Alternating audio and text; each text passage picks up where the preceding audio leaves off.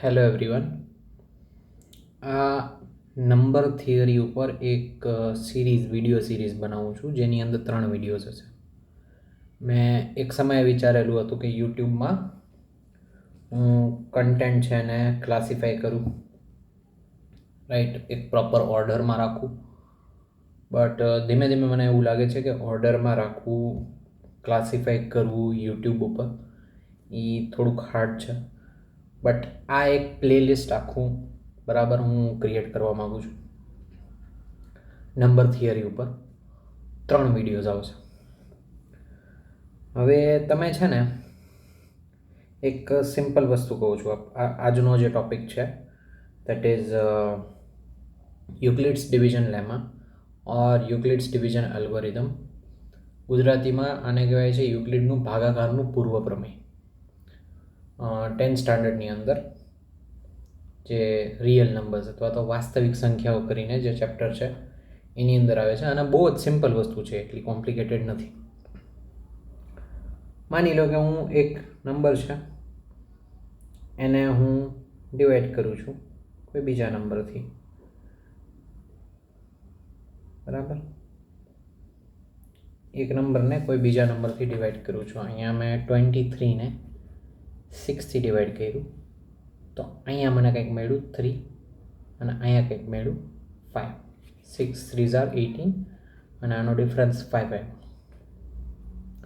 હવે આ જે ડિવિઝન કરું છું આની અંદર આ ડિવાઈડ કરવાવાળો છે, કટ કરવાવાળાને કટર કહેવાય, તો ડિવાઈડ કરવાવાળાને ડિવાઇઝર કહેવાય, ડિવિઝર ઓર ડિવાઇઝર કહેવાય. આ બરાબર ગુજરાતીની અંદર આને ભાજક કહેવાય, રાઈટ. જે ભાજે છે એવો ભાજક, રાઈટ. હવે આ જે છે આને કહેવાય રિમાઇન્ડર. એટલે બધા વચ્ચે ડિસ્ટ્રીબ્યુટ કર્યા પછી, કારણ કે ડિવિઝન રિલેટેડ તમને બેઝિક વસ્તુ જ્યારે શીખાશો ત્યારે એ શીખાશો કે ડિસ્ટ્રીબ્યુટ કરવામાં આવે. તો બધા વચ્ચે ડિસ્ટ્રીબ્યુટ કર્યા પછી જે વધ્યું, રિમેઇનિંગ જે વધેલું છે, જે શેષ છે, એને કહેવાય રિમાઇન્ડર. આ જે છે આને કોશન્ટ કહેવામાં આવે છે, ગુજરાતીમાં આને ભાગફળ કહેવામાં આવે છે. હવે એક ફેક્ટ છે એ શું છે કે આ બેને મલ્ટીપ્લાય કરશો પ્લસ આ એડ કરશો તો તમને આ મળશે. આ ફેક્ટ ઘણી બધી રીતે વેરીફાઈ પણ કરી શકાય, લોજિકલી સમજી પણ શકાય, રાઈટ. હવે આ જે ફેક્ટ છે એને થિયરમના ફોર્મેટમાં યુક્લિડ નામના મેથેમેટિશિયને આવી રીતના રિપ્રેઝન્ટ કર્યું કે માની લો કે કોઈ એક નંબર છે એ, એને કોઈ એક બીજા નંબર બીથી હું ડિવાઈડ કરું. અહીંયા કંઈક કોશન્ટ આવે છે, ભાગફળ આવે છે, અહીંયા કંઈક રિમાઇન્ડર આવે છે આર, તો એ ઇક્વલ્સ ટુ થાય બી ક્યુ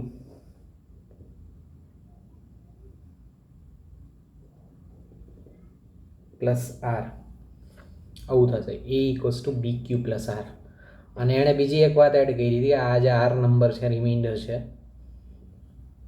એ હંમેશા આના કરતાં, ડિવાઇઝર કરતાં નાનું હશે.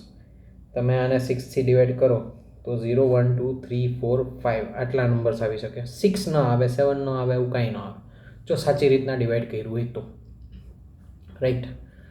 તો આ જે રિમાઇન્ડર છે એ ડિવિઝર કરતાં તો નાની જ હોય, બરાબર. હવે એ 0 જેટલી હોઈ શકે, એટલે હું આને આ રીતના આની લખવાની એક રીત છે ઇનઇક્વાલિટીના ફોર્મેટમાં, 0 <= b r, અથવા તો બીજી રીતના આમ પણ લખી શકાય, 0 <= b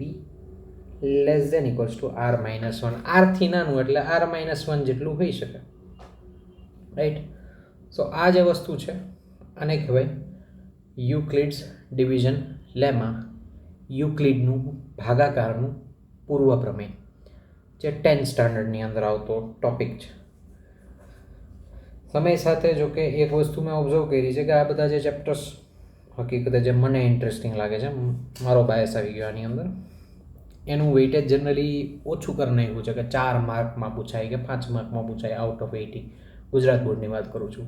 CBSE બોર્ડમાં જનરલી ફિક્સ વેઇટેજ નથી હોતા, પણ એમાં પણ હવે ધીમે ધીમે ફિક્સ વેઇટેજવાળી સિસ્ટમ આવે છે, બરાબર. પણ આ જે ટોપિકની જે મજા છે ને, મારી દ્રષ્ટિએ એકવાર છે ને તમે આ ટોપિકની અંદર ઊંડા ઘૂસો ને તમને ઘણું બધું ઇન્ટરેસ્ટિંગ વસ્તુ જોવા મળશે તમને, right.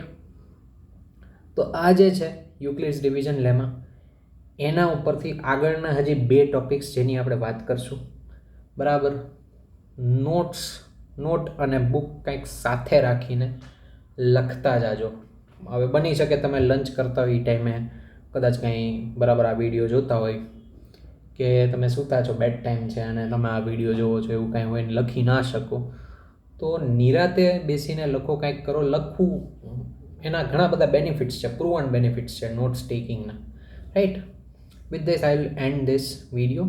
By bye, see you in the next video. અને આખી સિરીઝ જોજો.